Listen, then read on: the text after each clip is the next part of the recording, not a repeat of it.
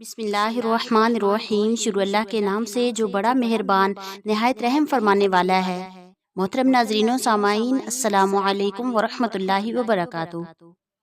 حضرت ابو ہریرہ رضی اللہ تعالیٰ عنہ سے روایت ہے، نبی کریم صلی اللہ علیہ وآلہ وسلم نے ارشاد فرمایا، جب کوئی مسلمان مومن بندہ وضو کرتا ہے اور اپنا منہ دھوتا ہے تو اس کے منہ سے ہر گناہ جس کی طرف اپنی آنکھوں سے دیکھتا تھا پانی سے یا پانی کے آخری قطرہ سے نکل جاتا ہے۔ بس جب وہ اپنے ہاتھ دھوتا ہے تو اس کے ہاتھوں سے ہر وہ گناہ جس کو اس کے ہاتھوں نے پکڑا تھا پانی کے ساتھ یا پانی کے آخری قطرہ کے ساتھ نکل جاتا ہے۔ پھر جب وہ اپنے پاؤں دھوتا ہے تو ہر وہ گناہ جس کی طرف اس کے پاؤں چل کر گئے تھے پانی کے ساتھ یا پانی کے آخری قطرہ کے ساتھ نکل جاتا ہے، حتیٰ کہ وہ مسجد کی طرف گناہوں سے پاک صاف ہو کر جاتا ہے۔ اور اس کی نماز اللہ کی طرف سے نمازی کے لیے ایک انعام ہوتی ہے۔ اسی طرح حضرت امامہ رضی اللہ تعالیٰ عنہ سے روایت ہے، نبی کریم صلی اللہ علیہ وآلہ وسلم نے ارشاد فرمایا، جو شخص نماز کے ارادے سے وضو کے لیے کھڑا ہوتا ہے پھر اپنے ہاتھ دھوتا ہے تو اس کی ہتھیلیوں سے پہلے قطرہ کے ساتھ ہی سب گناہ گر جاتے ہیں۔ پھر جب وہ کلی کرتا ہے، ناک میں پانی چڑھاتا ہے اور ناک کو جھاڑتا ہے تو ہر وہ گناہ جو اس کی زبان اور ہونٹوں سے پہلے ہی قطرے کے ساتھ گر جاتے ہیں۔ پھر جب وہ اپنا منہ دھوتا ہے، ہر گناہ اس کے کان اور آنکھ سے پہلے قطرہ کے ساتھ ہی گر جاتے ہیں۔ پھر جب وہ کونیوں تک اپنے ہاتھ اور ٹخنوں تک اپنے پاؤں دھوتا ہے تو وہ ہر گناہ سے ایسے پاک صاف ہو جاتا ہے جیسے اس کی ماں نے اس کو آج ہی جنا ہو۔ سبحان اللہ، جیسے اس نے کوئی گناہ کیا ہی نہ ہو۔ پھر جب وہ نماز کے لیے کھڑا ہوتا ہے تو اللہ تعالیٰ اس کا مرتبہ بلند کر دیتے ہیں، اور اگر وضو کر کے وہ بیٹھ جاتا ہے یعنی نماز نہیں پڑھتا تو گناہوں سے پاک صاف ہو کر بیٹھتا ہے۔ سبحان اللہ۔ فرمایا نبی کریم صلی اللہ علیہ وآلہ وسلم نے، جو شخص نماز کے لیے یا ویسے ہی ثواب اور طہارت کے لیے اچھی طرح وضو کرے تو اس کے اگلے پچھلے تمام صغیرہ گناہ معاف کر دیے جاتے ہیں۔ یاد رہے، اعمال صالحہ سے صغیرہ یعنی چھوٹے گناہ معاف ہوتے ہیں، بڑے گناہ توبہ کرنے سے ہی معاف ہوتے ہیں۔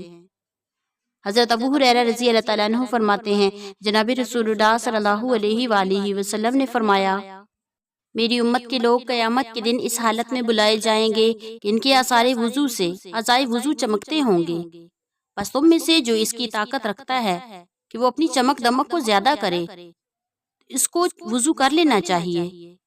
حضرت ابو ہریرہ رضی اللہ تعالیٰ عنہ فرماتے ہیں، میں نے نبی کریم صلی اللہ علیہ وآلہ وسلم کو ارشاد فرماتے ہوئے سنا، جنت کے زیور، کنگن وغیرہ مومن کو وہاں تک پہنائے جائیں گے جہاں تک وضو کرتے وقت اس کا پانی پہنچے گا۔ اسی طرح حضرت ابو ہریرہ رضی اللہ تعالیٰ عنہ فرماتے ہیں، نبی کریم صلی اللہ علیہ وآلہ وسلم نے ارشاد فرمایا، کیا میں وہ اعمال نہ بتاؤں جن کی وجہ سے اللہ تعالیٰ خطائیں معاف کرتے ہیں اور جنت میں درجات بلند کرتے ہیں؟ صحابہ کرام رضی اللہ تعالیٰ عنہم اجمعین نے عرض کیا، کیوں نہیں یا رسول اللہ، ضرور بتائیے۔ آپ صلی اللہ علیہ وآلہ وسلم نے ارشاد فرمایا، وضو کو مشقت کے موقعوں میں اچھی طرح سے کرنا اور مساجد کی طرف زیادہ قدموں سے چل کر جانا اور ایک نماز پڑھ کر دوسری نماز کا انتظار کرنا، یہی تمہارے لیے کوشش اور محنت کی جگہ ہے، یہی تمہارے لیے کوشش اور محنت کا مقام ہے تاکہ گناہوں سے بچ جاؤ اور درجات کی بلندی حاصل کرو۔ حضرت علی رضی اللہ تعالیٰ عنہ فرماتے ہیں، نبی کریم صلی اللہ علیہ وآلہ وسلم نے فرمایا، جو شخص سردی میں اچھی طرح پانی کے ساتھ وضو کرے اس کو ثواب کا دوہرا حصہ ملتا ہے۔ سبحان اللہ۔ حضرت عائشہ صدیقہ رضی اللہ تعالیٰ عنہ سے روایت ہے، نبی کریم صلی اللہ علیہ وآلہ وسلم نے فرمایا، مسواک منہ کی صفائی کا آلہ اور اللہ تعالیٰ کی رضا کا ذریعہ ہے۔ حضرت علی رضی اللہ تعالیٰ عنہ سے روایت ہے، نبی کریم صلی اللہ علیہ وآلہ وسلم نے فرمایا، جب کوئی بندہ مسواک کرتا ہے پھر کھڑے ہو کر نماز پڑھتا ہے، فرشتہ اس کے پیچھے کھڑے ہو کر اس کی تلاوت قرآن سنتا ہے اور اس کے قریب ہو جاتا ہے۔ جب بھی وہ کوئی آیت یا اس کے برابر کوئی قرآن کا حصہ پڑھتا ہے تو یہ فرشتہ اس کے منہ پر اپنا منہ رکھ لیتا ہے، بس قرآن پاک کا جو حصہ بھی نمازی کے منہ سے نکلتا ہے وہ سیدھا فرشتے کے اندر چلا جاتا ہے۔ اس لیے اپنے منہوں کو قرآن پاک کے لیے پاک صاف رکھو۔